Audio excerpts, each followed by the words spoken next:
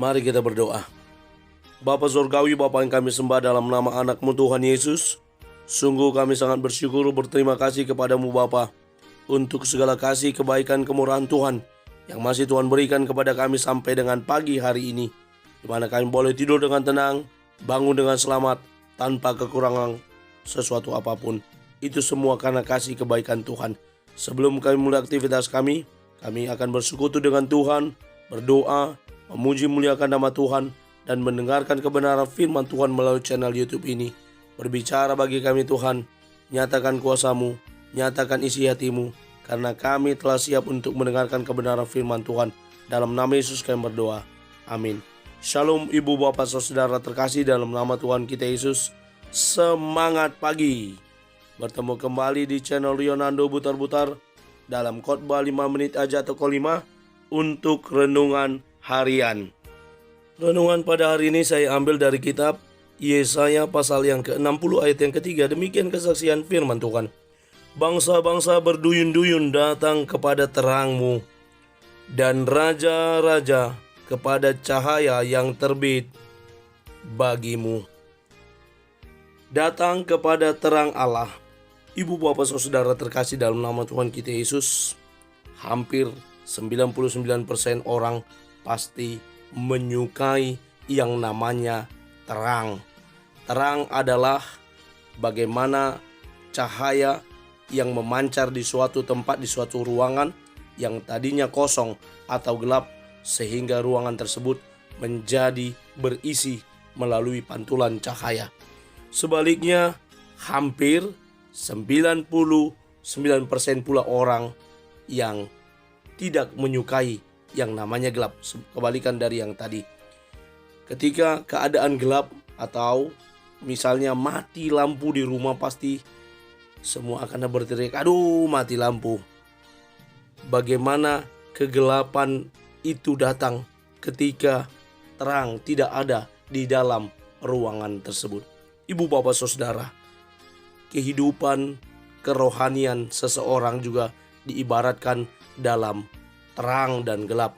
Ketika terang itu hadir di dalam diri kita, ketika kita mau datang kepada terang itu, maka kegelapan, ruang yang kosong dalam diri kita juga dapat diterangi oleh sumber terang itu, yakni Allah sendiri. Ketika sumber terang itu telah menyinari hidup kita, maka cahaya itu juga seharusnya terpantul dari dalam diri kita.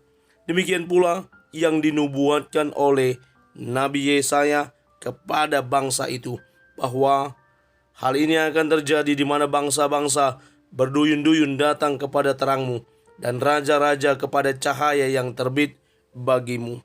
Banyak pemahaman, penafsiran yang bisa didapat dari nats ini.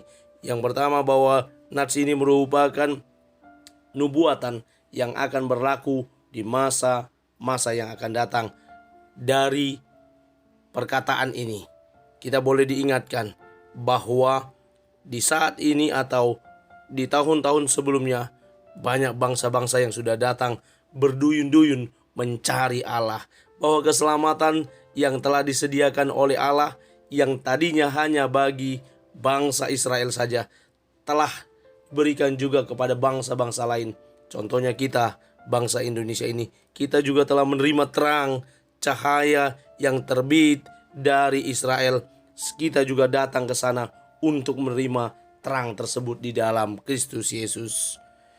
Kalau diimplementasikan dalam kehidupan sehari-hari, datang berduyun-duyun ke Israel secara tekstual atau secara harafiahnya, maka sekarang juga banyak orang yang datang ke Israel untuk beribadah ke sana, untuk berwisata rohani, untuk menelisik perjalanan di mana mereka yang telah membaca Alkitab, mengerti, memahami Alkitab, pengen tahu langsung tempat-tempat sejarah tersebut, di mana Yesus dilahirkan, di mana Golgota, tempat Yesus disalibkan, dan tempat-tempat bersejarah lainnya. Datang berduyun-duyun. Selain wisata rohani, hal tersebut merupakan bagian dari kerinduan hati untuk datang kepada Tuhan. Saya mengutip beberapa kata-kata motivasi dan membuat satu kata motivasi.